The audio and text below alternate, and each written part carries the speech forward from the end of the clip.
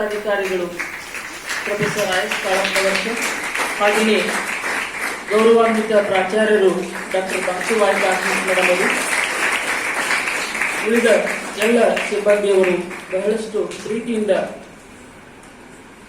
ಇದರ ಪರಿಚಯ ಮಾಡಿಕೊಳ್ಳುವುದರ ಜೊತೆಗೆ ಅದನ್ನು ಬಿಡುಗಡೆಸುತ್ತಿದ್ದಾರೆ.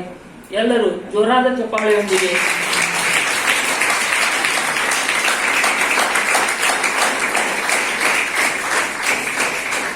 ವ್ಯಾಲ್ಯೂಮ್ 1 ಮತ್ತು ವ್ಯಾಲ್ಯೂಮ್ 2 ಎನ್ನುವಂತಹ ಎರಡು